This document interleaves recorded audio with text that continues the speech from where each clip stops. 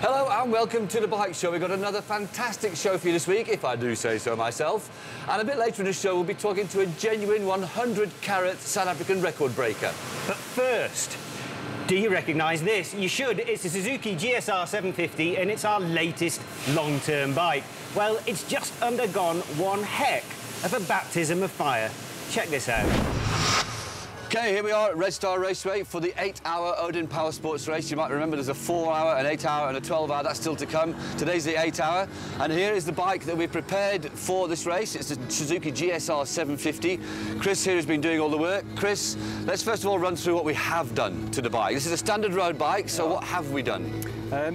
Well, we've checked over basic maintenance elements, checked the brakes, checked the oil, checked the suspension.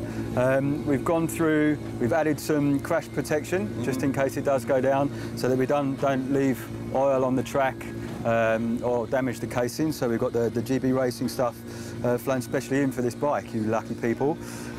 We've pulled off the original pegs. It's about the only real modification we've done, just to give us a bit more ground clearance. It's a nice twisty track, you need to get it down.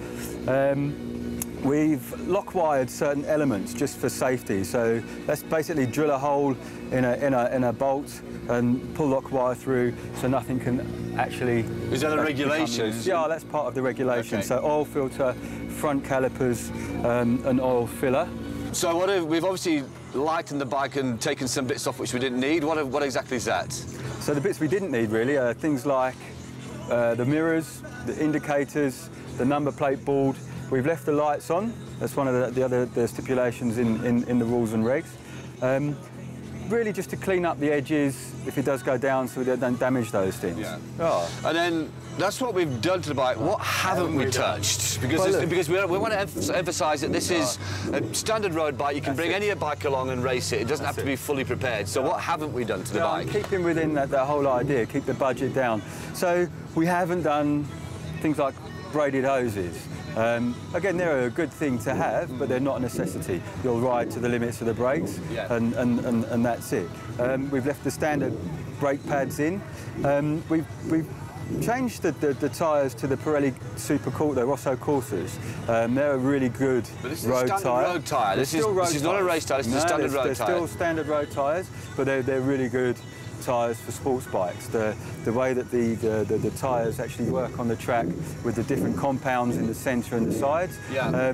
You probably even see a whole 8 hours on the track with these tyres. Yeah, okay. They're terrific tyres. The suspension, have we looked at the suspension at all? We've left the suspension more or less alone. You've got 4 riders, it's very difficult. Suspension's a personal thing to set up. So, again, we've left it standard. You're going to ride to the limits of the suspension. It's not a sports bike suspension, but it handles this track. You're doing good track times on it. We've left the standard can on. It's really good for rider fatigue. It's nice and quiet. It doesn't get on your nerves. And I suppose an aftermarket can doesn't really add that much power. No, look, it's great to have a bit of sound on your bike. But really, if you're going to do an exhaust, then you need, like a full system of power commander, and you're again talking big bucks. It's not a necessity. The engine runs so smooth, so sweet. Your fuel consumption is great, so you're not pitting so many times for fuel. So really, I'll keep it standard. Keep it standard. Well, we've kept it deliberately simple to see how we get on. We've got to get out and qualify, so back to the track. Qualifying, apparently, is my job. So I put in a couple of laps in the chilly morning temperatures, trying not to get too carried away in the process.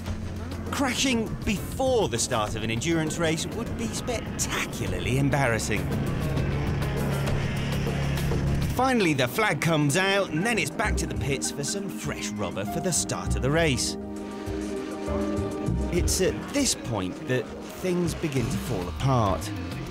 As our volunteer pit crew, who were all spectators just a few minutes ago, get to work, we notice that there seems to be a lot of action on the track. The race has started, a knock-on effect of me being late for riders' briefing, and so we lose a good 10 minutes before we've even left pit lane. Harry's going to be first out, and he stays calm and focused as the tyre change is finished. Brand new rubber means he's under strict instructions to take it easy for a good couple of laps. It's It's a big responsibility for a complete novice.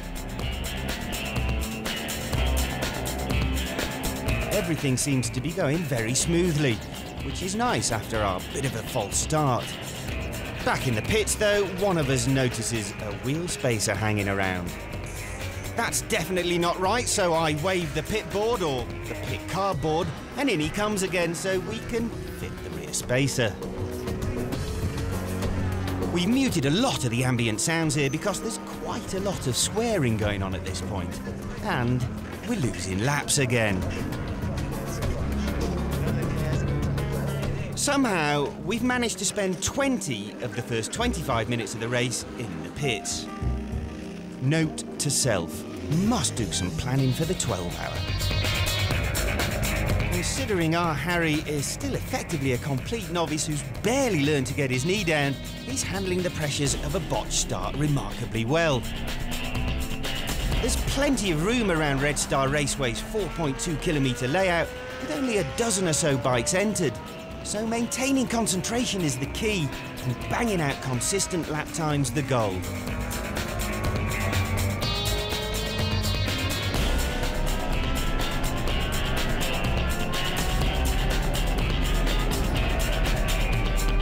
Back in the pits, I start to get ready for the next stint by doing a pretty useless impersonation of a chubby Rossi. Find out how our race progresses later on in the show.